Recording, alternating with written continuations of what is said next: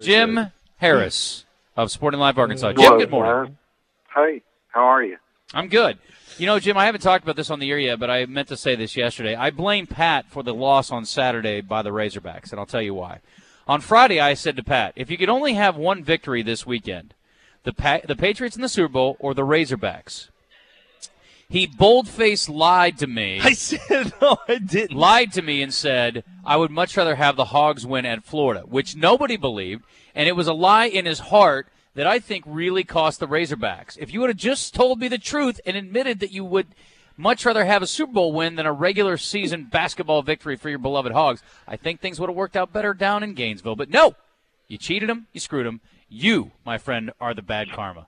All right, I'll take it. I'll take this. You know what? Put this loss on me. Okay, fine. Put this one on me. I'll take it.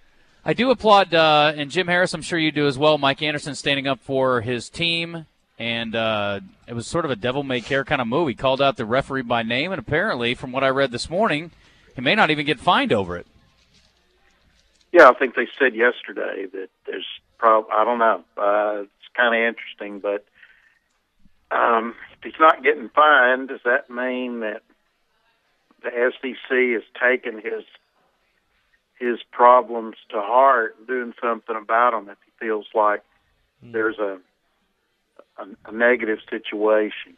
I look back, I saw where John Hampton, I checked through one statistical place and saw where he's called Arkansas's games since 2000. Arkansas's record when he's called games is 13-17.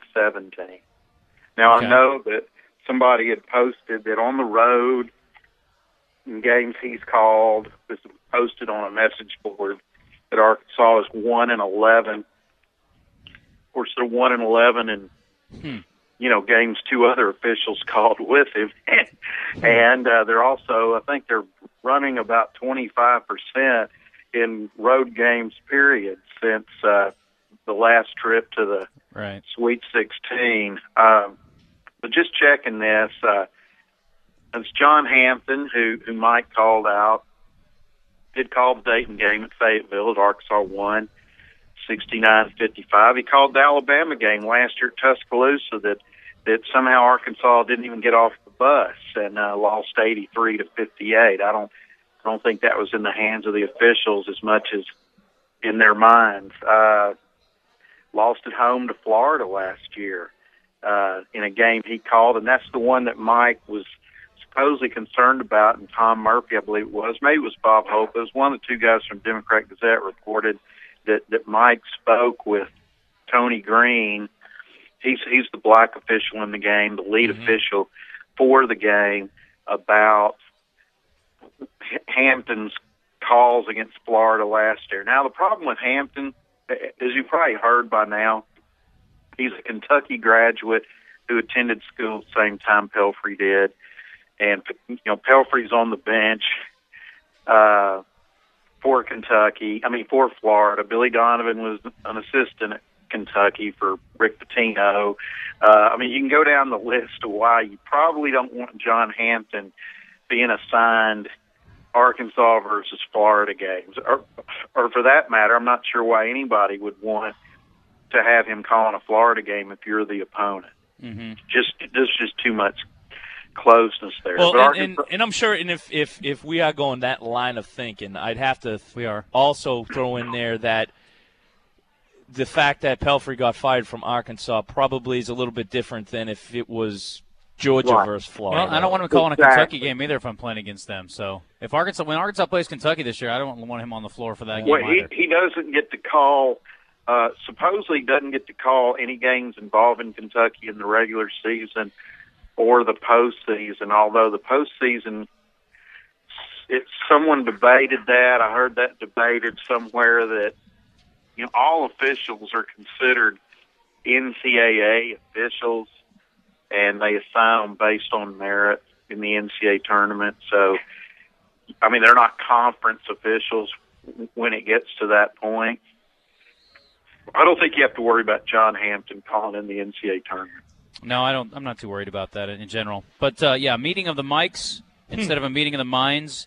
apparently has settled this thing out. Whether or not there's going to be any kind of financial issue, I don't know that we'll ever hear about that. I do want to talk about signing day, Jim, and this is something you can provide. Well, I do want to say one thing, yeah? Justin, about that game. Sure.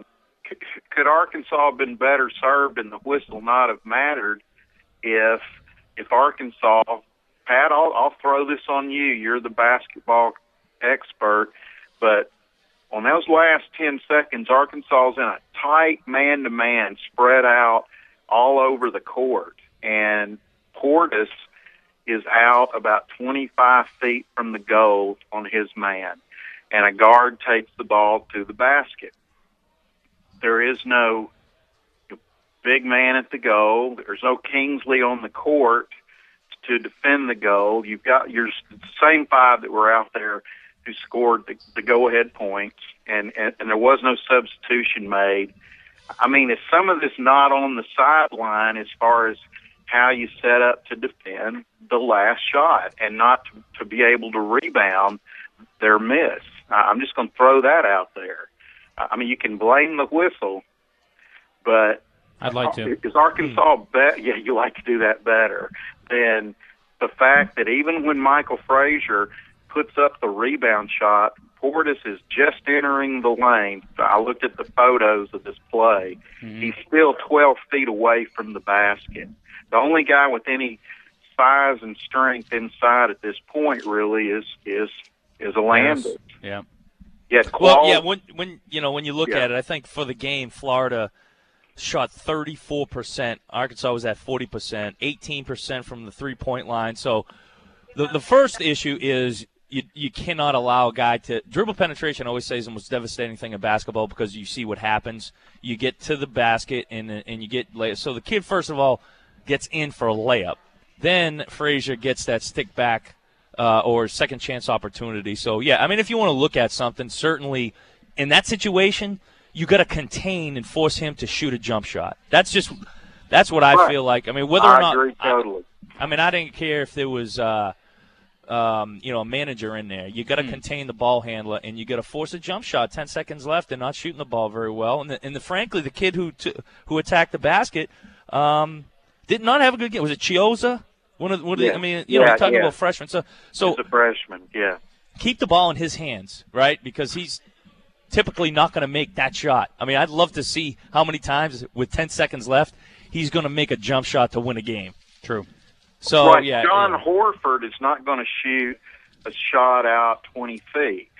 So it's like I don't even see Portis needing to be away from the lane. I just don't see it. But anyway, that's water under the bridge. That's how Arkansas plays. It works sometimes. It only didn't work the other day because they were called for foul on the block. There may have been some contact. I think everybody wants to look at the hand on the ball, and it was clean there. But was there arm contact? I think we failed to look close enough and probably give the referee the benefit of the doubt until you find out it's a guy who has some connections to John Pelfrey. So that's a problem. So anyway, let's move on. All right. But I just wanted to throw that out there. Okay. It is signing day eve, so recruiting. Talk to me about what's shaping up here over the last couple of days, Jim, and what kinds of expectations you have for tomorrow for Arkansas or any other in-state teams that pique your interest. Well, the only thing I'm seeing is I'm kicking my own rear end for not writing the column I've been wanting to write that said that every time Arkansas beats Texas in a bowl game or in the regular season and everybody expects that to turn into some kind of big recruiting push for Arkansas, it doesn't work that way at all. It didn't help on the backside of January 1st, 2000.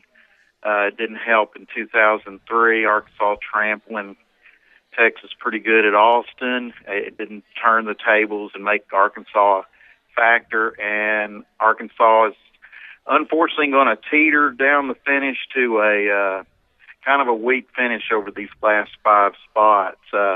It appears that, it's a solid class that Arkansas has recruited over the year. To about the 20 spots they had locked up or so, 19 spots by the bowl game. Doesn't look like, from what all the experts are saying, and I read them all, and I read LSU, and I speak to some LSU guys, and Mississippi guys, and people in Alabama, and I try to talk to Bruce James, who I also think is probably as good as anybody here in Little Rock as far as following the Southeastern Conference recruiting, and everybody has told me I don't feel good about Toby Weathersby signing now with Arkansas. It's funny, he dropped Texas after that bowl game, so what Arkansas was able to do is get a visit out of him, and he dropped Texas, but he's going to end up probably signing with LSU. I don't even see Arkansas. I don't know why, but it looks like this kid out of Destrehan High School in New Orleans is going to go with Central Florida over Arkansas. He's a safety, a little undersized safety, kind of a Jericho Nelson size player, about 5'11", 175, 180. Hits real hard, though. I don't know what's going on with the other guys. Arkansas took a walk-on yesterday, a good walk-on, out of North Little Rock. So Arkansas actually is going to get a player out of North Little Rock. They announced yesterday that Tyler Phillips, who has those incredible spark numbers, their statistical numbers that, the high school athletes go through as far as jumping, running. I forget what SPARK stands for, but anyway, it's quickness, it's evaluation of all these kind of factors, and it got him to the opening with KJ Hill. He attended that and had good numbers there. Had an invite to walk on at Oregon. Has committed to sign with OBU here in state, but he's going to walk on with the Razorbacks, according to all the reports yesterday. So that's it's a pretty good get, because with the numbers he has and the size he has, you think, coaching all that talent up, he could end up being, a decent football player here in college in the next, few years with the staff they've got at Arkansas. Don't see KJ Hill going to Arkansas unless no one else has a scholarship for him, I guess. I don't. He didn't visit last weekend. He didn't? Okay. No, he didn't take his visit. So help me out with something, Jim. You got to sign. Is Wednesday, if you don't sign by Wednesday? No, you can sign from, there's a month. You can sign for a month, and you're obligated to that school. After that, you can sign with anybody. You can sign with somebody in May, but it's not binding in May. It's binding from February the, what is that, the 4th? Are we the 3rd today? Yes, 4th, tomorrow. Okay, February 4th to March the 4th is the binding letter of intent signing period, and after that, say if KJ didn't sign with anybody, say he just decided to just wait and see where he's going to be in August, it could be free game anywhere. Yeah. That sounds like a strange plan. Yeah. Well, I don't think that's going to be his plan. If Alabama's got a scholarship for him, he's going to sign it. I just don't see him not doing that, and I hate that for 100 reasons. Most importantly for KJ, I think that his stepdad and KJ have been wooed by the name and and they have a brand. There's no doubt about it. The Alabama brand is big, and I tweeted this last week. Justin, you may have retweeted this, but I said if I was 17 years old and Nick Saban and Urban Meyer came to town to visit me, heck, if they visited me at 50-something, I think I'd be giddy. No you know question. what I mean? It's like, yeah, I agree. I mean, if they You came know, you now, always say that, and I agree with let's you. sit down and talk, And we always say that, but Nick Saban and Urban Meyer visit a lot of kids, and they don't get every kid. So as overwhelming as it is, certainly, I would imagine Greg could have went anywhere. I mean, there's been other talent that has stayed in this state that's been wooed by some of the 9 out of best. 10 guys that Arkansas felt like could play SEC football, they're getting. And like LaMichael Petway out of Nashville has a chance to, with his size and speed, to be a big-time player, 6'3", 195, athlete, can do anything. I mean, I hate the old Kurt Gowdy line that his future is ahead of him. You know, they always made fun of Kurt Gowdy saying that, but that's the deal about Greg. He hasn't even touched his potential. I think that's a lot of why everybody was kind of after him. They watched his brother grow into from probably the fourth best receiver on Warren's football team in 2007 to the best one in the, or probably even with Jerry. I mean, Jerry's has had a good career so far too, but Chris Gregg has grown into an NFL player. Certainly a lot of that was the coaching he got from Bobby Petrino, and you hope that this staff will do the same thing with him. Ty Story, I mean, you know, he has a lot of skills and a really impressive arm as far as his accuracy on the kind of throws that you saw thrown in the Super Bowl.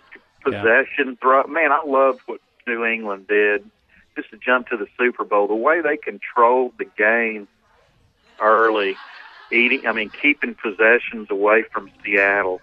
And that's Arkansas's game. If you watch New England and how they use the tight end, Arkansas doesn't do it with the pass, obviously, because they don't have a Tom Brady. But I think that Ty Story has the kind of accuracy that gives them the kind of chance to run those kind of pass plays that offset the running game and let you control the clock. You don't have to be a spread team and score in a minute every time. You can use the passing game to eat clock, and I thought that was so big for New England. Sunday was keeping the ball away from Seattle in the first half. Jim, one last thing here, and I don't mean to put you on the spot, and if you're not comfortable going into it, if you don't have a lot, I don't have anything on it other than what I've read in reports, but the strange case of Brad Bolding, whether or not it's connected to KJ Hill, I have no idea, but there's certainly a lot of news outlets looking into this, and they've basically been doing what most news outlets don't do typically, which is reporting that there are a lot of rumors swirling. Do you have any insight, or does Sporting Live Arkansas have any insight into what's going on with the situation with the North Little Rock head football coach? Well, I think the people that involved, obviously Bolding, there's been concerns about his recruiting, but the AAA's never done anything about it. There's players that have moved, and it's been viewed that they went on their own, like DJ Brown, like KJ moving from Bryant to North Little Rock. I think that KJ did go to North Little Rock on his, or I think that Montez Peterson, his stepdad, went there. Look at the pattern. And, but there's some other situations and some other players that I think ought to be, let's just say, well, I'm kind of close to the Pulaski Heights crew that came through there, and there's at least one kid, an outstanding kid, that should be going to Little Rock Central that's going to North Little Rock. All that beside the point, I think something came up, and I've yet to have anybody tell me wrong about this, but do you remember, but they're also not saying anything. Here's the deal about North Little Rock. If they would just step out and say something instead of letting all these rumors about how this affects Bama. I don't think any Bama supporters have done anything. I don't think KJ Hill's involved in this thing that you've heard about. I think it goes back to when the FBI raided John Rogers, the collector. Yeah. Well, he was a big financial supporter for North Little Rock sports and for North Little Rock football. North Little Rock is a Nike team. They weren't just picked out to be a Nike team on the goodness of Nike. They pay for that, and they won't tell me what the total amount is to what they have to pay, but it's been estimated, because it entails them getting all this equipment and all this, that it's no less than 20 and probably as much as 40,000 a year.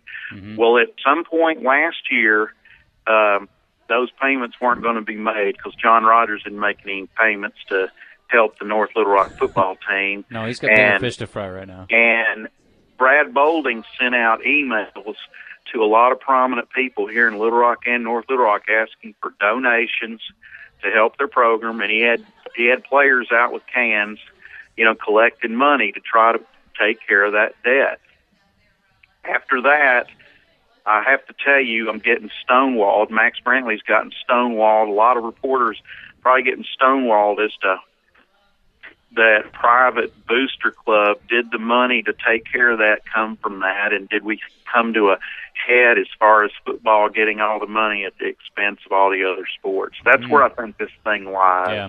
Well, they're playing the card that most companies do, including ours, so I can't say anything bad about North Little Rock High School. Right, but they're in playing disaster crisis. It's a Don't say personnel anything. matter. Right. Well, that's what they do. It's a personnel matter, and they don't want to open anything. themselves up to litigation, and I understand that. And it sucks for the public, especially when you're in a high-profile position like radio or a high-profile position like high school athletics. It sucks that they're not going to comment on it, but that is a typical policy for most organizations, so it's not surprising. Well, since I have put this out on the radio now, maybe somebody will say something a little more. But Well, I don't anyway. think they're worried about what we say because I know there are a lot of TV Thanks for stations. letting me say what I Yeah, want I'm glad to you say. did.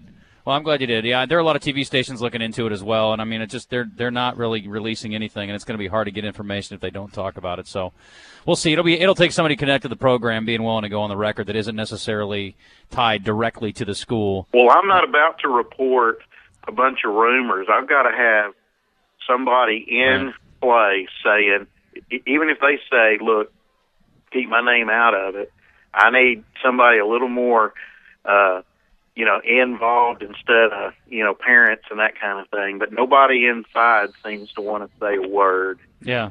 Well, and the thing is, the rumors are always almost always They are. worse than the reality of it. That's So, what and for happens. Brad, it'd be Yeah. nice for the real story to get out there, probably, because what's going around is probably worse than what actually went on anyway. But anyway, it's a bummer, man. I hate it. And he's part of a prominent football family, certainly, and his brother's done some good things in as a coach as well. So. Anyway, he'll get another opportunity, I'm sure, going forward, and hopefully we'll get the story here sooner rather than later. But Well, we the gotta only hit a thing timeout. I've told you is facts. But anyway, let's leave it at that. All right. Thanks, Justin. Jim, appreciate See ya. it, man. Okay. Thanks for the insight. Jim Harrison, SportingLiveArkansas.com. Appreciate him. We got to take a timeout. We're on the UCA campus. I got a top 10 list. We've got Key 3 coming up, though, and I normally like to do it before the break. We've had a long discussion about this. But you're just going to have to hang with me, baby. We're going to do Key 3 after the break. Yeah. Pat's got a Key 3. Yeah, I got a key over there, buddy. I got key 'em all. Key 'em all. Key 'em all. We'll be back. Stay tuned.